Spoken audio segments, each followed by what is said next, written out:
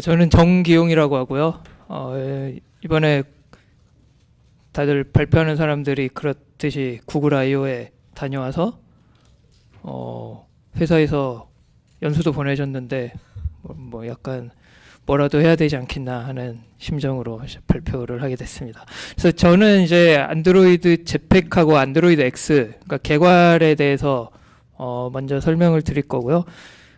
제팩하고 안드로이드 X는 개발자 키노트에서 첫 번째 꼭지로 나올 정도로 이제 안드로이드 개발에 가장 큰 변화를 갖고 오게 될 그런 녀석들이 되겠습니다. 그래서 제가 굳이 PDF 버전을 PPT로 바꾼 이유가 이 동영상 하나 때문인데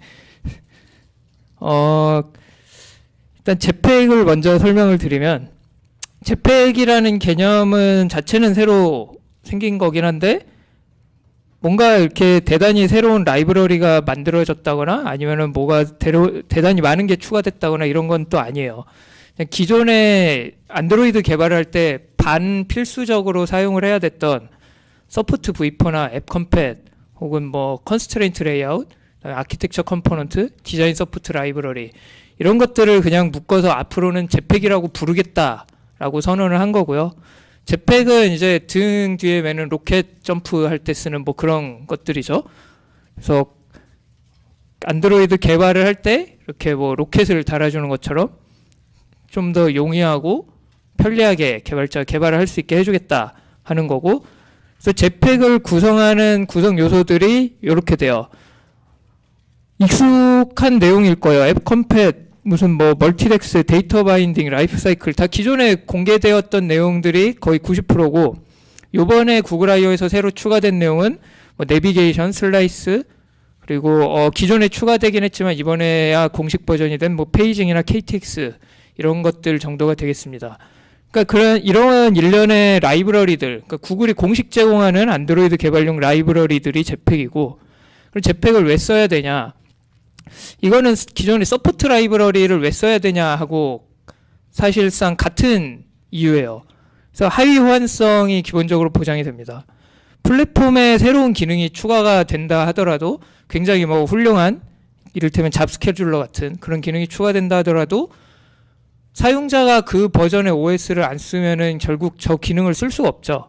그래서 분기를 태워야 되고 뭔가 하위 버전에서는 여전히 더러운 코드를 유지해야 되고, 그래서 결국은 더러운 일을 더 많이 해야 되는 일이 생기는 경우가 생기는데, 그래서 이 코드에서 보시는 것처럼 위쪽에 있는 이제 5줄은 제팩을 안 쓴다면 어떻게 해야 될까 하는 코드이고, 마지막 줄은 이제 제팩에 새로 추가된 워크 매니저라는 녀석을 썼을 때 이렇게 할 수 있다 같은 내용이 됩니다. 그러니까 버전별 분기라던가 코드에 이런 경우엔 이렇게 코딩을 해야 된다는 베스트 프랙티스 같은 거를 걱정할 필요 없이 라이브러리에서 갖다 쓰면 된다는 게 핵심적인 기능 중에 하나가 되겠고요. 두 번째는 이제 개발자의 생산성을 향상시켜주기 위해서 API를 굉장히 간결하게 제공을 해줍니다. 가장 대표적인 게 코틀린 익스텐션, KTX라고 불리는 녀석들인데, 코틀린에 추가된 강력한 기능 중에 하나인 확장함수 같은 걸 이용해서 위에 보이는 것처럼 예를 들어서 뷰트리 옵저버에 관련된 옵저버를 한번 달아서 뭔가 일을 한번 처리하고 다시 리스너를 해제하고 이런 일을 많이 하는데요. 이런 코드를 작성을 하면은 특히 코틀린을 쓰든 자바 람다를 쓰든 뭐 둘 다 안 되죠. 디스를 참조해야 되기 때문에 항상 객체를 자바로 치면 뉴를 해줘야 된다거나 코틀린으로 치면 익명 객체를 만들어야 된다거나, 그래서 이런 더러운 코드가 양산이 되는데, 역시 코틀린에서 이런 지저분한 부분을 안쪽으로 랩핑을 해서 온프리드로라는 것만 호출을 해주면 내부적으로 딱 한 번만 호출이 되고 리스너가 해제되는 이런 내용들을 KTX에서 제공을 해주고 있어요. 그래서 제팩에 추가된 기능들은 KTX뿐만이 아니라 다른 API들도 대부분 간결하게 구성이 되어 있고, 코틀린에서 호출할 때 특히 굉장히 아름답고 깔끔하게 호출이 가능하게 되어 있고요. 그래서 이런 점도 장점이라고 할 수 있겠습니다. 또 다른 장점은 ID, 그러니까 안드로이드 스튜디오하고 통합이 되어 있다는 건데요. 지금 스크린샷은 룸인데 보시는 것처럼 어노테이션 안쪽에 SQL 문이 다 구문 강조가 돼 있는 걸 보실 수가 있고, 그리고 파라미터로 바인딩 되는 녀석이 메소드에는 없다. 뭐 이런 경우에는 여기에 없죠. 이 스캔 아이디라는 게. 여기 있을 때는 문제가 없고. 그런 경우에 바로 아이디에서 오류를 보여줘요. 예전 같으면은 런타임에 오류가 나서 디버깅을 해봐야 됐다거나 아니면 컴파일 타임에 오류가 나긴 나는데 데이터 바인딩을 쓸 때처럼 뭔가 기묘하고 복잡한 오류가 나와서 오류를 찾기 힘들다거나 이런 경우가 많았는데 제팩을 사용하면 대부분의 라이브러리가 ID에 통합이 돼 있어서 이런 문제를 회피할 수가 있고, 특히 이번에 추가된 라이브러리 중에 하나인 내비게이션 같은 경우는 마치 iOS의 스토리보드를 보듯이 저렇게 UI 위즈윅 에디터로 프레그먼트 액티비티 같은 것들을 이렇게 연관관계를 짓고 어디로 트랜지션 되는지 이런 것도 편집을 할 수 있게 되었습니다. 그렇다면 안드로이드 X는 뭐냐? 제팩은 아까 말씀드린 것처럼 라이브러리의 집합이라고 했고, 안드로이드 X는 그러면 뭐냐를 알아보면 얘는 이제 구글에서 말하기를 봄맞이 대청소 스프링 클리닝이라고 하는데요. 기존의 서포트 라이브러리 같은 거 보면 패키지가 이런 형태로 돼 있죠. 서포트 V4, V7, V9 뭐 이렇게 돼 있는데 저 부분의 의미를 잘 알고 계신가요? 저게 원래는 서포트 V4는 민SDK V4인 앱에서부터 쓸 수 있게 하위 완성을 제공해주는 라이브러리였고, V7은 마찬가지로 7 이상, V9은 9 이상 이런 식이었는데 저 사실 다 거짓말이죠. 요즘은 민이 다 14로 올라간 지 한참 됐죠. 그래서 저 V4, V7, V9 이런 이름은 다 이미 쓸모가 없게 됐어요. 하지만 예전에 이름을 저렇게 정해놨기 때문에 어쩔 수 없이 계속 쓰고 있는 거죠. 그리고 라이브러리도 엄청나게 많습니다. 안드로이드 서포트 라이브러리는 아키텍처 컴포넌트에 해당되는 라이브러리들의 목록을 지금 스크롤하고 있는데 심지어 렉이 잠깐씩 걸릴 정도로 길어요. 거의 100여 개가 됩니다. 이렇게나 많은 라이브러리들이 있고 내가 원하는 기능이 도대체 어디에 들어있는지 찾기가 너무 힘들어요. 그래서 보통은 그냥 앱컴팻 V7 같은 걸 넣어서 송두리째 다 갖고 오죠. 내가 얘가 쓰던 안 쓰던 어떤 기능들이 쓰던 안 쓰던 통째로 가장 큰 범위의 라이브러리를 갖고 오게 돼 있고, 그리고 얘네들 간의 디펜던시 같은 것도 굉장히 모호해요. 버전은 또 얼마나 많은지, 23 이후 버전만 나열했는데도 요 정도고, 요 중에서 구글이 이제 권장하는 버전만 추려도 10개 정도가 됩니다. 그래서 내가 도대체 어떤 버전을 써야 되는지도 모르겠고, 특히 라이브러리 같은 거를 쓰는 경우 라이브러리가 내가 쓰는 앱과 다른 서포트 라이브러리에 디펜던시가 걸려 있다면은 충돌이 나죠. 그래서 보통 디펜던시 선언할 때 이렇게 익스클루드 모듈 같은 걸로 서포트를 뺀다거나, 하도 저런 일이 많이 일어나니까 나중에는 올 컨피그레이션에서 그냥 다 익스클루드를 시켜버리는, 이게 베스트 프랙티스가 될 정도예요. 그래서 안드로이드 X는 이런 코드상의 문제점, 개발자가 느끼는 문제점을 깔끔하게 청소해주는 걸 목적으로 만들어졌고, 그래서 패키지명이 전부 안드로이드 X. 뭐뭐뭐로 통일이 됩니다. 즉 자바와 자바 X 뭐 이런 거하고도 약간 비슷한 네이밍이라고 볼 수도 있겠고요. 그래서 구체적으로는 기존의 덩치 큰 라이브러리들을 각각의 위젯이나 유즈 케이스별로 분리를 했어요. 그래서 내가 찾는 기능, 내가 필요로 하고자 하는 기능만 딱 디펜던시를 걸면 걔네 기능을 쓰고 그 외에 나머지 쓸데없는 코드는 다 안 갖고 올 수 있게 되었고요. 그리고 이름을 지을 때도 서포트 V4 뭐 이런 애매모호한 이름이 아니라 이 라이브러리는 라이프 사이클을 다룬다. 그 중에서도 뷰 모델에 대한 라이브러리다. 이런 식으로 피처와 서브 피처를 가지고 메이븐의 아티팩트 아이디 그리고 자바의 패키지명을 지정을 하게 되었습니다. 따라서 내가 원하는 기능이 어느 패키지에 있는지 이런 거를 찾는데도 훨씬 용이해졌고요. 그리고 마지막으로 버전이 1.0.0으로 리셋이 되고, 버전이 리셋되는 건 못지않게 중요한 게 엄격하게 앞으로는 시멘틱 버저닝을 도입을 한다고 합니다. 그래서 예전에 있었던 문제점, 아까 제가 보여드렸던 코드에서 있었던 것처럼 내가 의존하는 라이브러리와 나의 앱 자체의 서포트 라이브러리 버전이 달라서 문제가 발생하는 이런 상황을 회피할 수가 있죠. 시멘틱 버저닝을 도입을 하게 되면 이제 바이너리 호환성이 깨질 때 메이저 버전이 올라가고 기능이 추가가 될 때 마이너 버전이 보통 올라가기 때문에 내가 의존하는 기능이 뭐 어떤 라이브러리 1.2에 있다. 그런데 내가 쓰는 라이브러리가 그 라이브러리의 1.4를 쓴다. 그러면 자연스럽게 1.4로 선택이 되죠. 그리고 앞으로는 릴리즈 자체도 아티팩트 단위, 그러니까 기능 단위로 이루어진다고 합니다. 이 서포트 라이브러리 28.0에서 뭔가 대단한 기능들이 왕창 들어오고 이런 식이 아니라 뭐 뷰 모델로 치면 뷰 모델에 새로운 기능이 들어오면 뷰 모델 1.0이 1.1이 되고 나머지 라이브러리에는 변화가 없고 이런 식으로 변화가 생기게 되고요. 그래서 예를 들어 보면은 기존 서포트 라이브러리 28.0에 아직 출시는 안 됐죠. 출시는 안 된 버전을 안드로이드 X로 대응을 하면 이렇게 되고요.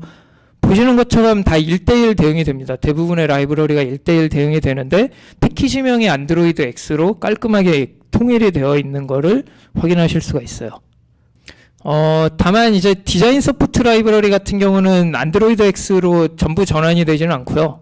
일부, 그러니까 안드로이드 앱 개발을 할 때 정말 필수적이고 핵심적일 것 같다 하는 녀석들만 안드로이드 X로 전환이 되고 제팩에 포함이 됩니다. 그 외의 녀석들은 머터리얼 컴포넌트라고 해서 머터리얼 디자인을 적용하기 위한 라이브러리 세트가 있는데 그쪽으로 이관이 돼서 패키지명 자체가 구글 안드로이드, GMS 같은 걸 쓰듯이 플레이 서비스나 이런 것과 같은 네이밍을 갖게 되고요. 그리고 아까 28.0 서포트 라이브러리하고 안드로이드 X 1.0을 비교하는 내용을 잠깐 보셨는데 서포트 라이브러리는 28.0까지는 나옵니다. 이번에 28.0까지 나오고 그거하고 똑같은 기능을 안드로이드 X 1.0으로 제공을 해요. 그래서 이번에 안드로이드 P하고 함께 서포트 라이브러리에 추가되는 기능은 기존처럼 서포트 라이브러리 V4나 V7 뭐 이런 것들을 사용을 할 수가 있고요. 하지만 이제 향후에 새로운 기능을 사용하려면 안드로이드 X를 반드시 사용을 해야 됩니다. 그래서 그 제팩과 안드로이드 X를 이제 보통 헷갈릴 수가 있을 것 같은데 그래서 그 두 가지를 구분을 해보면은 제팩은 이제 안드로이드 개발을 할 때 이런 라이브러리를 쓰고 이런 식으로 개발을 해라 하는 가이드고 그때 추천되는 라이브러리하고 도구 모음이고요. 그리고 이게 구글이 공식적으로 밝힌 바인데 예쁜 로고가 있습니다. 이렇게. 그런데 안드로이드 X는 그거에 비하면 밋밋해요. 뭐 당연히 뭐 로고 같은 건 없고 그냥 라이브러리 자체일 뿐이고 기술적으로 이 API들의 집합, 그 다음에 시멘틱 버저닝 같은 걸 이용해서 의존성 관계를 깔끔하게 해결하고 뭐 이런 것들을 제공해주는 그런 녀석들이 되겠습니다. 그러면은 안드로이드 서포트 라이브러리 28까지는 쓸 수 있다고 했는데 28 이후에 안드로이드 X로 마이그레이션을 해야 될 거잖아요, 우리가. 근데 우리가 사용하고 있는 임포트에서 쓰고 있는 패키지가 수천 개가 될 거고 거의 디펜던시가 그래들에 걸려있는 디펜던시도 그못지 않은 수가 될 텐데 이거를 일일이 손으로 도저히 고칠 수는 없겠죠. 그래서 안드로이드 스튜디오 3.2에 안드로이드 X로의 자동 리팩토링 기능이 추가가 돼 있어요. 그래서 리팩터 하위에 안드로이드 X로 리팩토링이라는 메뉴를 선택을 하면은 꽤 오랜 시간이 걸립니다. 그 앱의 크기에 따라서. 그래서 얘가 기존의 서포트 라이브러리를 사용하던 것들을 다 찾아서 안드로이드 X식으로 다 리팩토링을 해줘요. 그래서 대표적으로 이렇게 레이아웃 XML 파일에 태그로 선언되었던 뷰 같은 것들도 자동으로 바뀌고 임포트 구문은 말할 것도 없고 그 다음에 디펜던시로 걸려있는 것들도 다 새로운 안드로이드 X 기반의 라이브러리로 변경을 해줍니다. 지금 최신 버전에는 문제가 없는지 모르겠는데 제가 돌려봤을 때는 조금 문제가 있는 부분이 있었고 구글 I.O. 때도 발표를 하면서 이 기능이 있는데 자기들이 발표하기 직전에 버그를 찾았다면서 아직은 쓰지 말라고 다음 캐너리 버전이 나오면 그때 써보라고 막 이런 얘기를 했을 정도로 좀 불안정한 측면이 있었어요. 그래서 대표적으로 이제 그 이너 클래스 같은 경우는 이제 임포트가 깔끔하게 안 되고 풀리 퀄리파이드 된 네임을 쓰는 경우도 있었고요. 그래서 한 번쯤은 확인해 볼 필요가 있습니다. 또 다른 중요한 도구가 제티파이어인데요. 이거는 바이너리 단에서 마이그레이션 해주는 툴이에요. 아까 리팩터 투 안드로이드 X 같은 경우는 소스 코드 단에서 마이그레이션이 이루어지는데 제티파이어는 바이너리 단, 그러니까 자르 파일 혹은 덱스 파일 단위에서 마이그레이션이 일어납니다. 이게 왜 필요하냐? 내 앱은 안드로이드 X로 리팩토링을 했어요. 근데 내가 쓰는 라이브러리는 아직 업데이트가 안 돼서 서포트 V4나 뭐 V7 이런 거에 의존한다. 그러면은 얘네 간에 뭔가 충돌이 일어날 수도 있고 중복돼서 라이브러리가 들어갈 수도 있고 이런 문제가 생길 수도 있겠죠. 예를 들면은 이런 상황이 있을 수 있는 거예요. 나는 안드로이드 X로 바꿨기 때문에 android.support.annotation 이런 패키지는 없어요. 내 앱에는. 그리고 내 앱 쪽에는 android x. 뭐뭐뭐로 다 변경이 됐는데 라이브러리는 여전히 이쪽 거로 임포트를 해서 사용을 하고 있는 거죠. 그래서 이런 상황을 해결해 주는 도구가 제티파이어고, 제티파이어는 그래들 프로퍼티에서 저렇게 유저 안드로이드 X 그다음에 enable 제티파이어를 true로 지정하면은 활성화가 됩니다. 그래서 빌드가 될 때 자동으로 레거시, 서포트 V4 같은 레거시 패키지를 참조하는 바이너리가 있다면은 그 바이너리 자체를 수정을 해서 안드로이드 X를 참조하도록 다 변경을 해줍니다. 그래서 활성화를 gradle.property를 통해서 하는데 요거를 이제 그 git 같은데 체크인을 안 하는 경우가 종종 있어요. 이 git 이그노 같은 걸 걸어놓고 뭐 예를 들어서 힙 설정이라든가 이런 거를 저기에 넣는 경우가 있기 때문에 그러는 경우가 있는데 제티파이어를 꺼버리면 아예 빌드가 바로 안 돼버리기 때문에 이런 설정 같은 게 추가됨으로써 이제 아무래도 그래들 프로퍼티 같은 것도 VCS에 git 같은데 체크인을 해야 되지 않나 뭐 이런 생각이 좀 드네요. 근데 제티파이어도 만병통치약은 아니고요. 바이너리 수준, 그러니까 내 앱의 소스코드 앱에 그러니까 APK 안에 들어가는 그런 내용들은 다 마이그레이션을 해주는데 빌드 시에 쓰이는 라이브러리가 레거시 쪽을 참조한다 이러면 여전히 문제가 생길 수가 있습니다. 가령 저 퍼미션즈 디스패처라는 라이브러리가 있는데 얘는 이제 그 어노테이션 프로세서 혹은 KAPT 타임에 그러니까 그 동적으로 코드를 생성을 해주는 라이브러리인데요. 퍼미션 관련된 코드를 얘가 안드로이드 서포트 V4 앱 프래그먼트의 하위 클래스들을 이제 순회를 하면서 코드를 생성을 해줘요. 근데 내 코드는 안드로이드 X로 마이그레이션을 했다. 그럼 이 라이브러리는 사용을 할 수가 없는 거죠. 이거는 이제 제티파이어를 쓴다고 해도 해결이 되진 않고요. 당연히 빌드 시점에 일어나는 거고 내 소스코드 바이너리에 영향을 미치는 게 아니기 때문에 이런 경우에는 라이브러리 업데이트를 기다릴 수밖에 없습니다. 그 다음은 이제 jetpack에 새롭게 추가된 기능들을 설명을 할 건데 사실 세션 제목이 상세히 리뷰라고 돼 있는데 짐작하셨겠지만 거짓말이고 간단하게 오버뷰를 하는 정도로 진행을 하게 될 것 같고 여기에 나와서 다루는 주제들은 이제 제 발표 끝나고 다음 세션들에서 다른 분들이 이제 훌륭하게 발표를 해 주실 겁니다. 그래서 핵심적으로 이번에 가장 구글에서 밀어주는 추가된 라이브러리가 워크 매니저, 내비게이션, 그다음에 페이징, 슬라이스 이런 것들이 되겠는데 얘는 이제 오늘 나중에 다룰 거기 때문에 생략을 하고요.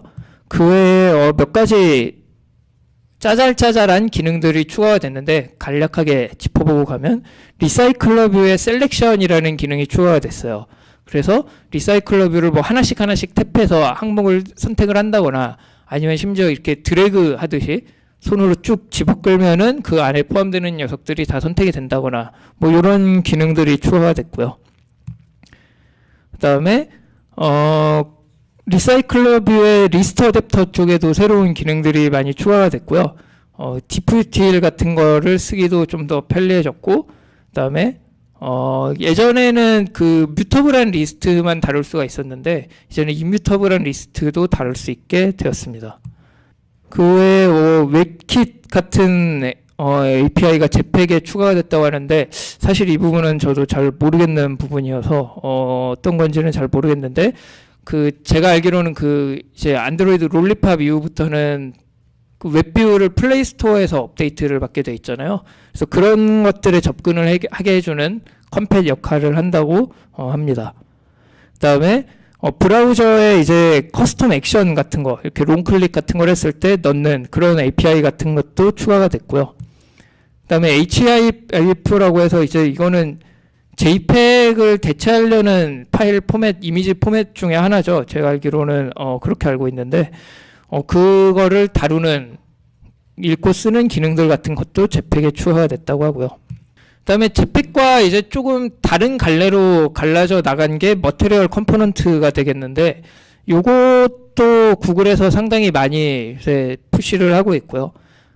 머티리얼 컴포넌트는 옛날부터 좀 골칫덩어리였죠. 그 구글의 머티리얼 디자인 가이드라인에는 이런 걸 써라, 이런 식으로 개발을 해라 라고 돼 있는데 정작 그거에 상응하는 안드로이드 컴포넌트를 찾아보면은 현재 계획 중 맨날 이런 식으로 써 있고 개발자가 직접 코딩을 한다거나 아니면 어디서 라이브러리를 갖다 써야 되는 뭐 이런 상황이 매번 발생을 했었는데 많은 컴포넌트가 이번에 추가가 됐고요. 그래서 얘네는 이제 디자인 서포트 라이브러리가 아니라 머티리얼 컴포넌트라고 하는 독자적인 라이브러리로 앞으로 계속 발전을 하게 된다고 합니다. 그래서 뭐 그 자세한 내용은 머티리얼 컴포넌트 사이트에서 확인을 하시면 될 것 같고 저번에 구글 코리아에서 방문했을 때도 다룬 내용이기 때문에 저는 이제 간략하게 생략을 하고요. 이제 뭐 신규 컴포넌트가 몇 가지 추가가 됐는데 쓸만한 것들이 많은데 머티리얼 버튼이라던가 보통 앱바 아니면 보통 시트 다이얼로그 프레그먼트 이런 것들이 추가가 돼서 기존에 직접 코딩해야 해서 쓰던 부분이 있었다면은 라이브러리로 대체하는 것도 고려해 볼 만한 선택지인 것 같습니다. Learn more and get started at 사실 소리가 날 줄은 몰랐어요.